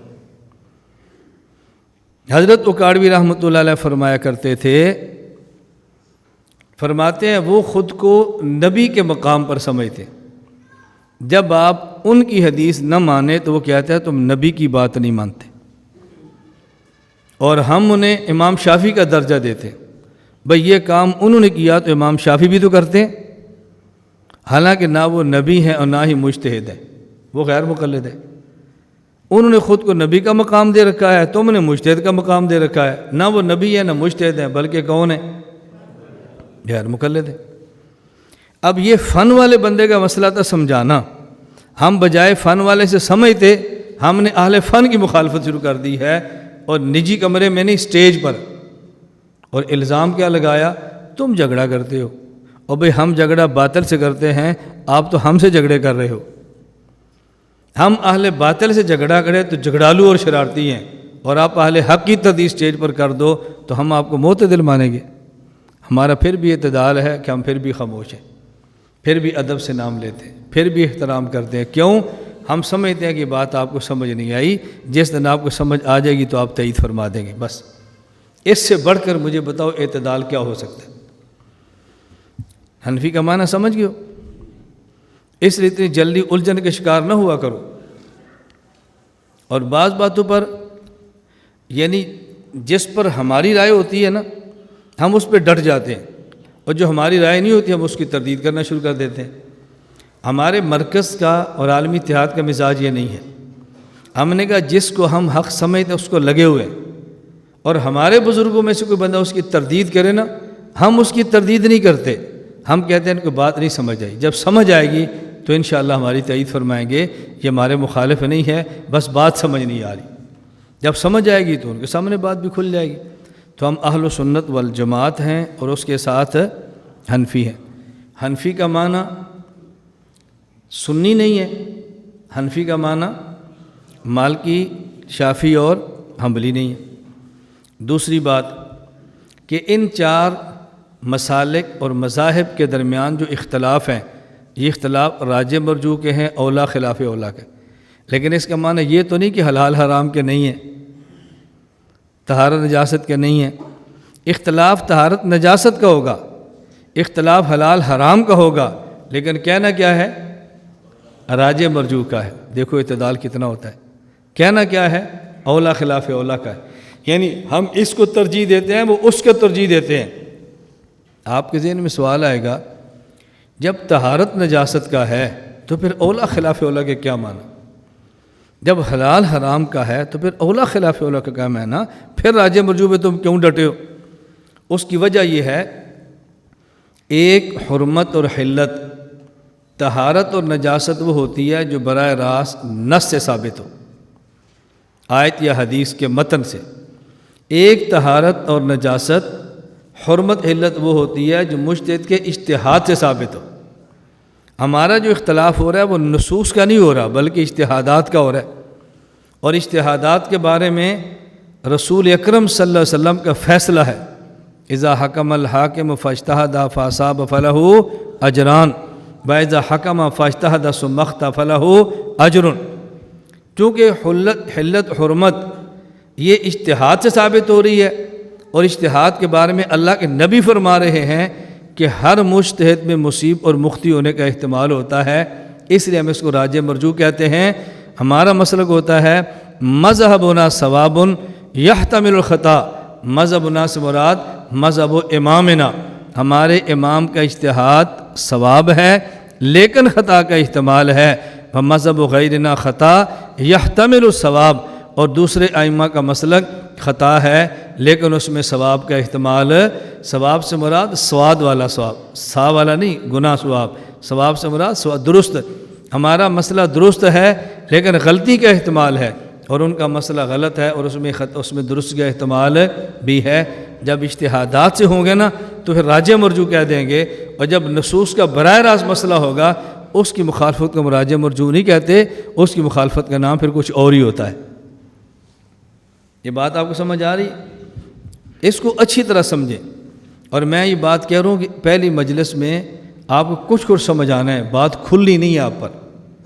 آپ اس کو آج سن لیں، پھر کبھی آپ اس کو بیٹھ کے ویڈیو سنیں، آڈیو سنیں، پھر اس کو بار بار مذاکرہ کریں، پھر یہ بات آپ پر کھلے گی یہ راج مرجو اولا خلاف اولا کیا ہے، اس کو اچھی طرح سے نشین فرما لیں۔ یہ بات سمجھ آ گئی؟ ساتھ ایک اور بات سمجھو، ہم حنفی ہیں، یہ جو ہم خود کو حنفی کہتے ہیں، ہم کہتے ہیں حنفی ہمارا مذہب ہے، یہ نہیں کہتے کہ حنفی ہمارا دین ہے۔ دین الگ ہوتا ہے، مذہب الگ ہوتا ہے۔ دین اور مذہب کے معنی میں اختلاف ہے، فرق ہے۔ جب یہ بات نہیں سمجھیں گے نقصان کیا ہوگا؟ لوگ کہتے ہیں ان الدین عند اللہ الاسلام، قرآن کہتا ہے دین صرف ایک ہے، اسلام، اور یہ کہتے ہیں جی دین چار ہیں، ایک حنفی، ایک مالکی، ایک شافعی، ایک حنبلی۔ قرآن ایک کہہ رہا ہے، ان نے دین چار بنا رکھے ہیں، دیکھو دین کو ٹکڑے ٹکڑے کر دیا ہے۔ یہ بات ایسی ہے، اس کا جواب آپ کو بھی نہیں آنا، آپ کے بدلنا نہیں ہے، کیونکہ آپ تھوڑا سا پختہ ہیں، اور اس کا جواب کالج یونیورسٹی کے لڑکیوں کو نہیں آنا، اس نے بدل جانا ہے، کیوں وہ دین سے بیزار پہلے تھا اور بیزاری پر ایک دلیل اس کو اور مل گئی ہے۔ دین نام ہے منصوصات کا اور مذہب نام ہے اجتہادات کا۔ دین نام ہے منصوصات کا اور مذہب نام ہے۔ اب بتاؤ، آیت تو ایک ہوگی، اس سے جب مسئلے دو نکلیں گے تو دین ایک ہوگا، مذہب دو ہو جائیں گے۔ حدیث ایک ہوگی، مسئلے دو نکلیں گے تو دین ایک ہوگا، مذہب دو ہو جائیں گے۔ اس کا معنی کیا ہوگا کہ دین منزل ہے اور مذہب راستے ہیں۔ ہم نے جانا اس آیت دین تک ہے، ایک راستہ امام شافعی کا ہوگا، ایک راستہ امام مالک کا ہوگا، تو دین منزل کا نام ہے، مذہب راستے کا نام ہے۔ منزل ایک ہوتی ہے، راستے کئی ہوتے ہیں۔ دین منصوصات کا نام ہے اور مذاہب اجتہادات کا نام ہے۔ آپ کوئی کتاب کھول لیں، کوئی کتاب، درس نظامی، وفاق المدارس عربیہ پاکستان، میں اپنے وفاق کی بات کرتا ہوں، کوئی کتاب کھولیں، وہاں لکھا ہوگا ھذا مذہب ابی حنیفہ تھا، یہ نہیں ہوگا ھذا دین ابی حنیفہ تھا، ایسی ہوگا۔ ہم ہمیشہ کہتے ہیں مذاہب چار ہیں، ہم نے کبھی کہا ادیان چار ہیں۔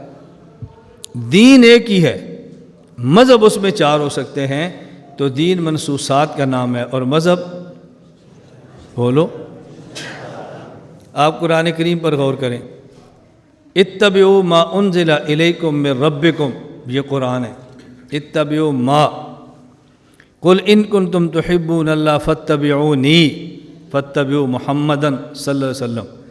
اور جب بات یہ آئی ہے نا اجماع اور قیاس کی، فرمایا وَمَن يُشَاقِقِ الرَّسُولَ مِن بَعْدِ مَا تَبَيَّنَ الْهُدَىٰ وَيَتَّبِعْ غَيْرَ الْمُؤْمِنِينَ وَيَتَّبِعْ غَيْرَ سَبِيلِ،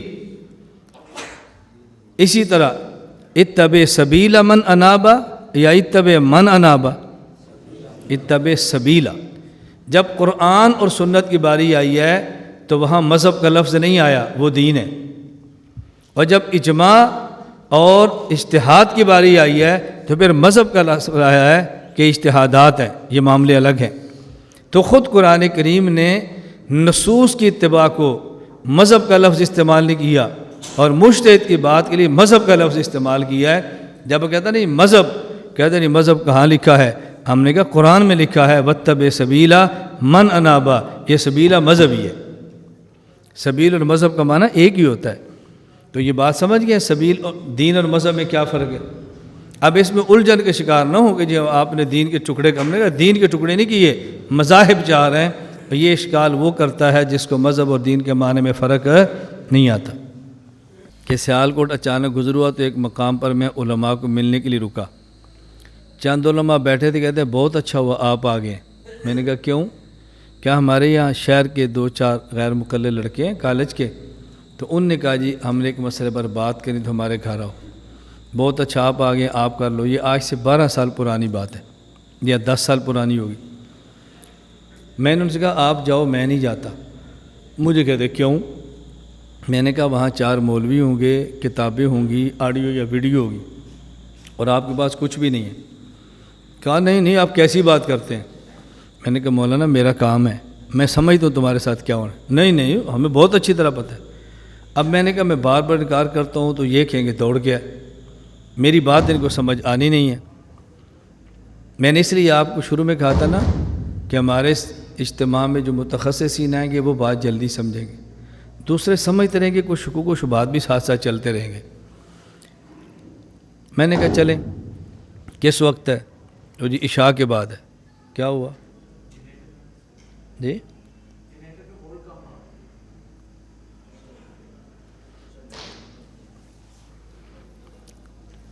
آپ تک آواز آ رہی ہے نا؟ پچھلی لائٹیں بند کر دو۔ تو میں نے کہا چلو چلتے ہیں۔ جب ہم عشاء کو گئے تو وہاں 3 مولوی، کتابیں، 5-7 لڑکے، ریکارڈنگ کا برا سسٹم۔ میں نے کہا میں بات کرتا ہوں لیکن میری پہلی شرط ہے کہ آپ نا کوئی ٹیپ لاؤ۔ کہا جی نہیں ہے۔ میں نے کہا میں نہیں بات شروع کروں گا۔ جی ہم ریکارڈ کر رہے ہیں۔ میں نے کہا میں آپ کی ریکارڈنگ پر اعتماد نہیں کرتا۔ اب عشاء کے بعد تھا، ان نے دکان کھلوائی، ایک ٹیپ خریدی چھوٹی، پھر 4 کیسٹیں لی، پھر آئے۔ میں نے کہا اب شروع کرو۔ میں نے کہا بات کیا ہے؟ کہا جی ہم نے تقلید پہ بات کرنی ہے۔ تقلید پہ بات شروع ہو گئی۔ اب میں نہیں کہہ سکتا تھا، میں نہیں کرتا، اب چونکہ میدان میں آگے تھے، شروع ہوگی بات۔ دوران گفتگو ان کے عالم نے حوالہ پیش کیا شیخ الہند رحمۃ اللہ علیہ کی کتاب ایضاح الادلہ کا۔ کہا جی میں اس میں مولانا شیخ الہند رحمۃ اللہ علیہ نے تحریف کی ہے۔ وہاں قرآن کریم کی آیت ہے،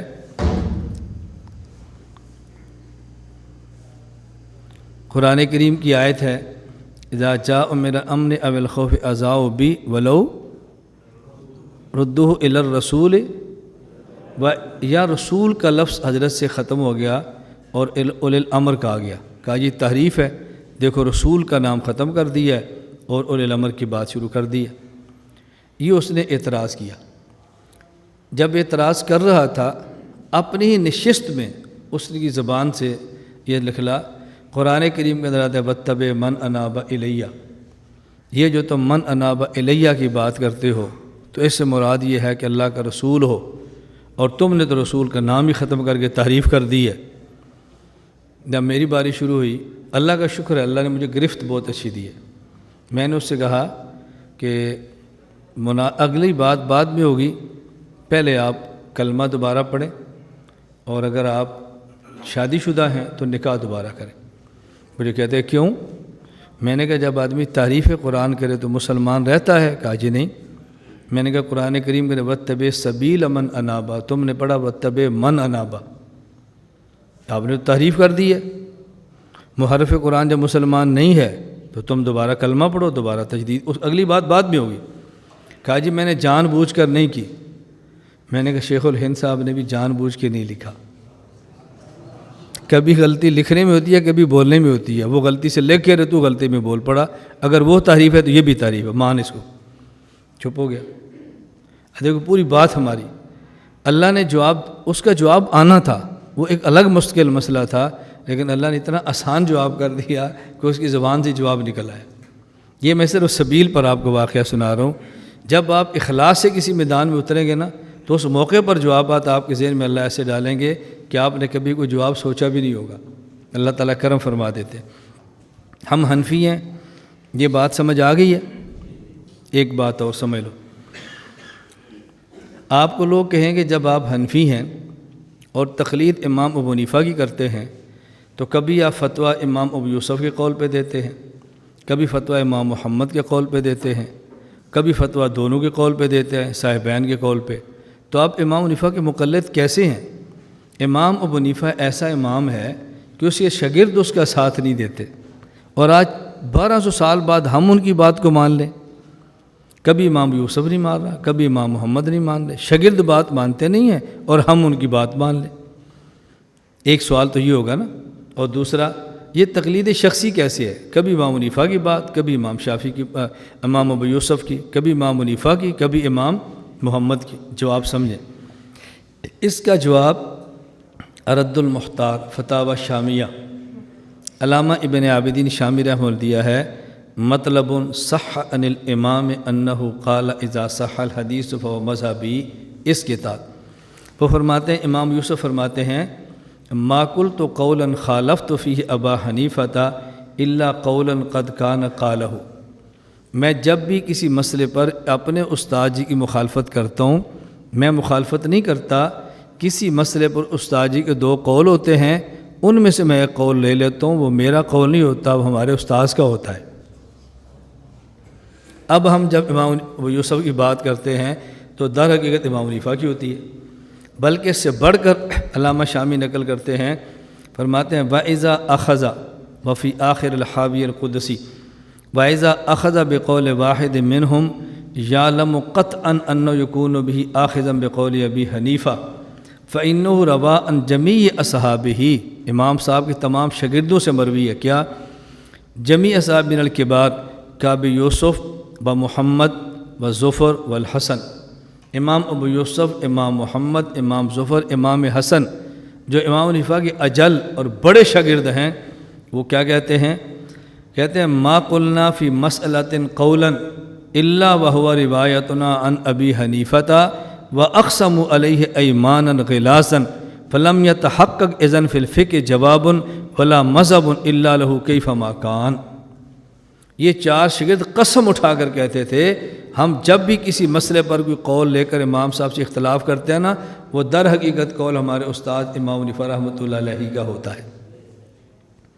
اب مطلب اس کا کیا ہے؟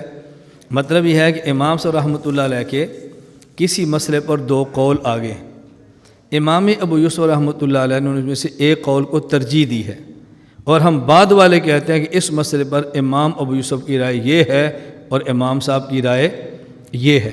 امام صاحب کی رائے ہونے کا معنی کہ امام صاحب کے 2 قول تھے، ان میں سے ایک قول کو ترجیح امام یوسف نے دے دی ہے، یا ایک قول کو ترجیح امام محمد نے دے دی ہے، یا ترجیح ایک قول کی حضرت امام ظفر نے دے دی ہے، تو ہم ان کو چھوڑتے نہیں ہیں، بلکہ ہم حضرت امام ابو حنیفہ ہی کے مقلد ہیں، اور یہ تقلید شخصی ہی رہتی ہے، غیر شخصی نہیں ہوتی۔ نمبر 2، آپ سے ایک بندے سوال کریں گے کہ دیکھو حضرت امام ابو الحسن علی بن اسماعیل الاشعری، امام ابو منصور محمد بن محمود ماتریدی، آپ کی المحنت کے اندر بھی ہے، اور آپ لوگ خود کہتے ہو ہم فروع میں مقلد امام ابو حنیفہ کے ہیں اور اصول میں مقلد امام اشعری اور امام ماتریدی کے ہیں، تقلید شخصی تو نہ رہی۔ نمبر 2، کیا امام ابو حنیفہ کا عقائد اور اصول پر مطالعہ نہیں تھا؟ کیا عقائد میں ان کی کوئی کتاب نہیں تھی؟ کیا آپ نے ان کو چھوڑ کر ان کو لے لیا ہے؟ تو جو امام عقیدہ تک نہیں جانتا اس امام کا مسئلہ کیا لینا ہے؟ اب جواب سمجھیں، ہم جب کہتے ہیں کہ فروع میں مقلد امام ابو حنیفہ کے ہیں اور اصول میں مقلد امام ابو الحسن اشعری اور امام نصیر ماتریدی کے، اس کا معنی یہ ہے کہ عقائد اسلامیہ ائمہ 4 کے بعد ایک تشریح وہ ہے جو معتزلہ کرتے ہیں، اور اس کی ایک تشریح وہ ہے جو اشعری اور ماتریدی کرتے ہیں۔ ہم عقائد اسلامیہ کی تشریح ائمہ 4 کے دنیا سے جانے کے بعد معتزلہ والی نہیں لیتے، بلکہ ہم اشعری اور ماتریدی والی لیتے ہیں۔ بات سمجھ آ گئی؟ یہ بالکل ایسے ہی ہے کہ جیسے پاکستان میں کچھ دیوبندی ہیں اور کچھ بریلوی ہیں۔ بریلوی بھی حنفی کہتے ہیں خود کو، دیوبندی بھی خود کو حنفی کہتے ہیں۔ جب ہم کہتے ہیں ہم دیوبندی ہیں تو ہم کہتے ہیں مسائل احناف کی جو تشریح علماء بریلوی کرتے ہیں ہم وہ نہیں لیتے، ہم وہ تشریح لیتے ہیں جو علماء دیوبند کرتے ہیں۔ تو دیوبندی ہونے کا معنی حنفی کے مقابلے میں نہیں ہے، بلکہ دیوبندی ہونے کا معنی حنفیت کی تشریح کے لیے ہے۔ تو ہمارا اشعری اور ماتریدی ہونے کا معنی حنفی کے مقابلے میں نہیں ہے، بلکہ عقائد حنفیہ کی مزید وضاحت اور تشریح کے لیے ہے۔ یہ معنی ہے ماتریدی اور اشعری ہونے کا، یہ معنی نہیں کہ ہم حنفی کے مخالف ہو گئے ہیں، ہم ماتریدی اور اشعری ہو گئے، کیونکہ یہ ائمہ ان کے بعد آئے ہیں۔ امام ابو حنیفہ کی ولادت ہے 80 ہجری اور آپ کی وفات ہے 150 ہجری۔ حضرت امام مالک کی ولادت ہے 93 ہجری اور آپ کی وفات ہے 179 ہجری۔ امام شافعی کی پیدائش ہے 150 ہجری اور ان کی وفات ہے 204 ہجری۔ حضرت امام احمد رحمۃ اللہ علیہ کی ولادت ہے 164 ہجری اور ان کی وفات ہے 241 ہجری۔ اب دیکھو ان کا وقت 41 پر پورا ہو گیا، 241، اور حضرت امام ابو الحسن اشعری ان کی ولادت ہے 224 کی، 260 کی، اور وفات ہے 324 کی۔ تو وہاں آخری امام 241 میں جا رہا ہے اور اشعری 260 کے اندر پیدا ہو رہے ہیں، ان کے بعد کا مسئلہ ہے۔ اور امام ماتریدی کی ولادت ہمیں ملی نہیں ہے، وفات ان کی 333 ہجری کی ہے۔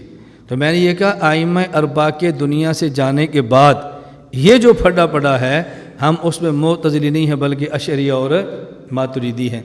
تو میں نے آپ کی خدمت میں عرض کیا ہے کہ ہم اہل السنت والجماعت حنفی ہیں، یہ بات سمجھ آ گئی؟ دیوبندی ہیں، اس پر انشاءاللہ مغرب کے بعد پھر بات کر لیں گے۔ مغرب کے بعد نشست اور ہے لیکن اس کو تھوڑا سا سمجھا لیں گے۔ لا الہ الا اللہ، لا الہ الا اللہ، لا الہ الا اللہ، ما لنا رب سوا۔ لا الہ الا اللہ، لا الہ